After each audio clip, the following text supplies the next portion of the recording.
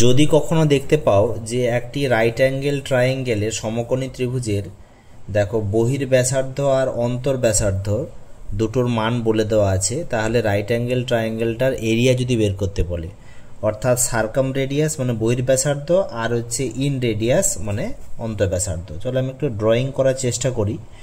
তাহলে ধরো এটা একটা সমকোণী ত্রিভুজ, তাহলে এখানে যদি আমি একটা সার্কেল ড্র করি তাহলে এইভাবে আসবে, আর যদি একটা ইন সার্কেল ড্র করি তাহলে এইটা আসবে। এইটা কত বলেছে? এটা ইন রেডিয়াস, তার মানে এটা আর বলেছে, আর এটা হাইপোটেনাসের মিড পয়েন্ট হয় আমরা জানি, তাই না? যখন আমরা সার্কাম রেডিয়াস বের করবো তাহলে এখান থেকে এটা আর, সেম এখান থেকে এটা আর, তাই তো? তার মানে এটা ক্যাপিটাল আর। একটু ছোট বড় আছে, একটু বড় করলে ভালো হতো। আচ্ছা, যাই হোক, এবার দেখো আর মানে কি। যদি আমি এখানে একটা যে শর্ট ট্রিক ইউজ করি, তোমরা মনে রাখবে কি করে এলো সেটা আমি দেখাবো নেক্সট ভিডিওতে।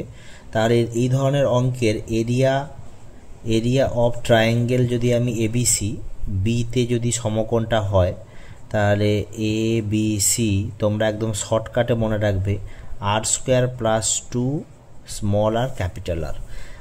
এটা ক্যাপিটাল আর মানে হচ্ছে এটা সার্কাম রেডিয়াস, আর স্মল আরটা হচ্ছে ইন রেডিয়াস। তার মানে একদম অ্যান্সার বসিয়ে দাও। এখানে আর এর মান কত? ক্যাপিটাল আর 11, তাই না?